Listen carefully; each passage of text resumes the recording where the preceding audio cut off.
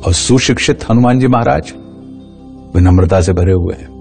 जहां विद्वान रावण ने दूसरे की शांति शक्ति स्वरूपा मातेश्वरी सीता का हरण किया है, वहीं विद्यावान हनुमान जी शांति शक्ति स्वरूपा माता सीता को रावण के समक्ष हाथ जोड़कर वापस लौटा देने का निवेदन कर रहे हैं कि तीनों लोग हाँकते कांपे, यानी जिनकी गर्जना मात्र से तीनों लोकों में कंपन हो जाता है, ऐसी शक्ति वाले महाबली हनुमान जी महाराज रावण के सामने हाथ क्यों जोड़ रहे हैं? उन्हें तो उसके हाथ तोड़ देना चाहिए। बस यही अंतर है विद्वान और विद्यावान में। विद्वान व्यक्ति भय से हाथ जोड़ता है और विद्यावान भाव से हाथ जोड़ता है।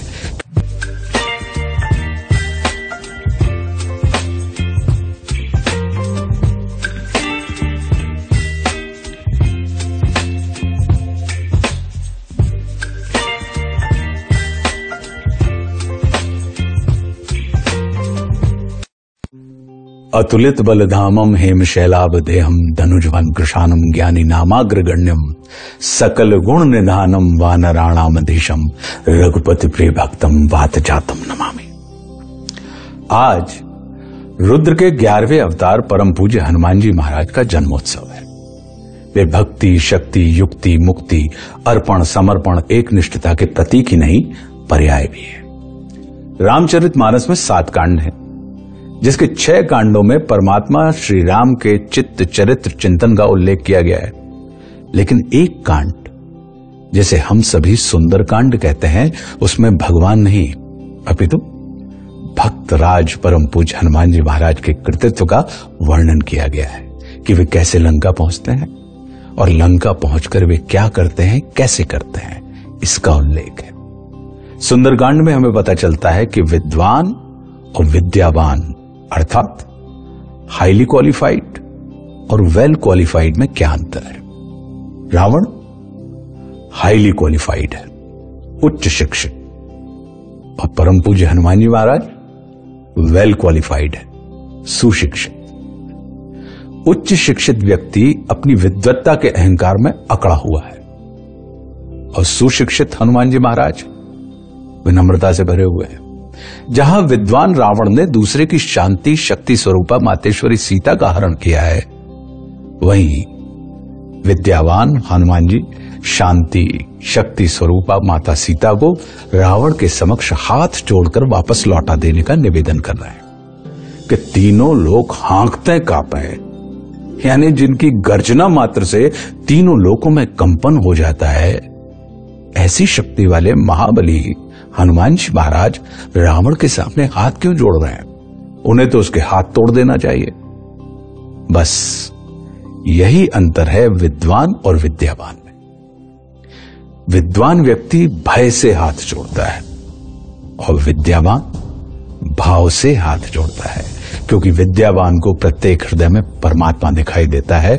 वो प्रत्येक हृदय में परमात्मा को स्थापित करना चाहता है। जहां विद्वान को परमात्मा से चाहिए होता है, वहीं विद्यावान को परमात्मा से नहीं परमात्मा ही चाहिए होता है। हनुमान जी महाराज के जन्म दिवस पर यथा नाम तथा गुण सुंदर कांड मेरे लिए क्या है, इसकी चर्चा मैं आप श्रद्धालुओं के साथ करना चाहता हूं। स्मृति का विस्मृति में बदलना, शक्ति होते हुए भी शक्ति का भान न होना ही हमारे दुख का कारण होता है। इसलिए ऐसी मन स्थिति को असुंदर माना गया है। वहीं जब हमारी विस्मृति स्मृति में बदल जाती है, जब हमें स्वयं में प्रतिष्ठित शक्ति का बोध होता है, तब हमारे अंदर सुख का संचार होता है। सुख की अवस्था को सर्वाधिक सुंदर माना जाता है। जीवन में जैसे 7 जन्म होते हैं, विवाह में 7 फेरे, 7 वचन, लोगों में 7 लोक, 7 समुद्र, संगीत में 7 सुर होते हैं, वैसे ही रामायण में 7 कांड हैं, जिनमें सुंदरकांड 5वें पायदान पर आता है। संगीत में 5वें सुर पा को पराक्रमी स्वर माना जाता है। वैसे ही सुंदरकांड भी अपने अंदर पंच महाभूतों के श्रेष्ठतम योग हनुमान जी महाराज की पुण्यता, प्रवीणता, पवित्रता, पराक्रम, पुरुषार्थ की गाथा है। श्री जामवंत जी के द्वारा हनुमान जी को उनकी शक्ति का बोध कराए जाने के बाद सुंदरकांड की शुरुआत ही इस कथन से होती है कि जामवंत के वचन सुहाए, सुनी हनुमंत हृदय अति भाए। और वे अपनी भूली हुई शक्ति को याद करके खड़े हो जाते हैं सामने फैले हुए 100 योजन लंबे समुद्र को पार करने के लिए। युग सहस्र योजन पर भानु लील्योताई मधुर फल जानू वाले हनुमान जी महाराज के लिए स्वयं की शक्ति के बोध के बाद इस समुद्र को पार करना बहुत सामान्य सी बात थी। पुण्यता, पवित्रता, पराक्रम, पुरुषार्थ को प्रलोभन की कसौटी पर ही परखा जाता है। बीच मार्ग में रसों का श्रेष्ठतम स्वरूप सुरस अर्थात सुरसा से उनका सामना होता है। अब रस की प्रकृति होती है कि वो पुरुषार्थ को उद्रस्त करना चाहता है, किंतु महाबली हनुमान जो पुरुषार्थ और पराक्रम के प्रतिमान ही नहीं स्वयं पराक्रम और पुरुषार्थ हैं, को उद्रस्त करना सुरसा के बस की बात नहीं थी। प्रलोभन रूपी सुरसा जैसे जैसे अपने रूप का विस्तार करती जाती है, उसके दोगुने अनुपात में रुद्र के 11वें अवतार श्री हनुमान लाल जी महाराज भी अपने रूप को विस्तारित करते जाते हैं। सफल होने के लिए सिर्फ बड़ा होने की कला ही नहीं, छोटा होने का हुनर भी आना चाहिए। और शिव तो स्वयं सफलता है, सो वे इसमें दक्ष थे।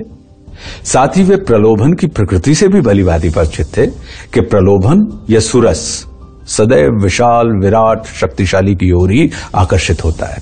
शुद्ध, सूक्ष्म या लघु में उसकी रुचि नहीं होती। प्रलोभन बढ़ तो सकता है, किंतु बढ़ जाने के बाद वो कम या छोटा नहीं होता, घटता नहीं है। हनुमान जी ने अपनी बुद्धिमत्ता से पहले प्रलोभन रूपी सुरसा को अपने प्रति आकर्षित किया, उसे बढ़ने के लिए विवश किया और फिर स्वयं को छोटा करके उसके सामने अपने आप को नगण्य बना दिया और उसके मुंह में प्रवेश करके बाहर निकल गए। जस जस सुरसा बदन बढ़ावा, तासु धून कपि रूप दिखावा, और सत जो जन तहि आनन कीना, और अति लघु रूप पवन सुत लीना। सुरसा विस्मित चकित होकर रसराज रामदूत श्री हनुमान जी महाराज के कौशल को ब्रह्म भाव से देखती रही। किसी को नष्ट करना है तो उसे नहीं, उसकी इमेज को नष्ट कर दीजिए, वो व्यक्ति अपने आप समाप्त हो जाएगा। यह आज का नहीं, अत्यंत पौराणिक नुस्खा है। इसका प्रमाण सुंदरकांड में मिलता है। समुद्र लांघते हुए महावीर श्री हनुमंत लाल जी का सामना एक ऐसे ही राक्षस से हुआ जो आकाश में उड़ते हुए किसी भी पक्षी की समुद्र जल में उभरी हुई परछाई को पकड़ लेता था, अर्थात इमेज को पकड़ लेता था, जिससे वो पक्षी अवश होकर आकाश में ही जड़ हो जाता और समुद्र के जल में गिर जाता। तब वो राक्षस बहुत सरलता से उसे अपना शिकार बना लेता। यही पैतरा उसने बजरंग लाल जी महाराज पर आजमाया कि गहरी छाए सक्सों ने उड़ाई, यही विधि सदा गगन छरकाई, और सोई छल हनुमान कह कीना, तासु कपट कपि तुरत ही चीना। अतुलित बलशाली बजरंगी के लिए स्वयं का कोई अस्तित्व ही नहीं था। वे तो प्रभु श्री राम की परछाई थे, तो वे अपने प्रभु की इमेज पर चोट कैसे बर्दाश्त करते। उन्होंने उस मिथ्याचारी कपटी का वध करके राम मुद्रिका ली और लंका पहुंच गए माता जगदम्बा सीता की खोज में। मेरे लिए सुंदरकांड भक्ति के नहीं, शक्ति के विस्तार का अध्याय है। इसके शक्ति प्रदर्शन में युक्ति का समावेश है। सुंदरकांड मुक्ति के मार्ग का प्रवेश द्वार है। मुक्ति माता सीता के लिए भी और लंकाधिपति रावण के लिए भी। सीता जी जो भाव सागर से उभरना चाहते हैं और रावण भाव सागर से छुटकारा पाना चाहता है। माया और मायावी दोनों ही मायापति श्री राम से मिलने के लिए आतुर है। हनुमान जी महाराज युक्ति व भक्ति के प्रतीक है। युक्ति और भक्ति जब संयुक्त होते हैं, जुड़ते हैं, तब वे शक्ति कहलाते हैं। श्री हनुमान जी शक्ति का पर्याय है। युक्ति व भक्ति से युक्त शक्ति सदैव सुंदर होती है। तब सुंदर क्या है? सत्यम शिवम सुंदरम, अर्थात सत्य ही शिव है और शिव ही सुंदर है। तो शिव कौन है? हनुमान चालीसा में उल्लिखित है शंकर सुवन, और कुछ लोग कहते हैं शंकर स्वयं केसरी नंदन। महादेव शिव ने ही अपने आराध्य परमात्मा श्री राम की सेवा के लिए हनुमान जी के रूप में जन्म लिया था। चूंकि इस अध्याय में शिव अर्थात हनुमान जी महाराज का प्रयाण है शक्ति यानी मात्र शक्ति जगदम्बा सीता जी के संधान के लिए, इसीलिए इसे सुंदरकांड कहा गया है। विद्यावान गुणी अति चातुर राम काज करबे को आतुर वाले महावीर विक्रम बजरंगी, संकल्प और समर्पण जिनका मूल है, भक्ति शक्ति युक्ति मुक्ति के दाता, बल बुद्धि विद्या विवेक के स्वामी श्री हनुमान जी महाराज के शिव चरणों में मैं बारंबार प्रणाम करते हुए प्रार्थना करता हूं कि हे दयानिधि, आप हम अकिंचनों के सभी पापों को क्षमा करते हुए समस्त चराचर जगत का कल्याण करें। श्री राम जय राम जय जय राम, जय जय विघ्न हरण हनुमान, जय श्री सीता।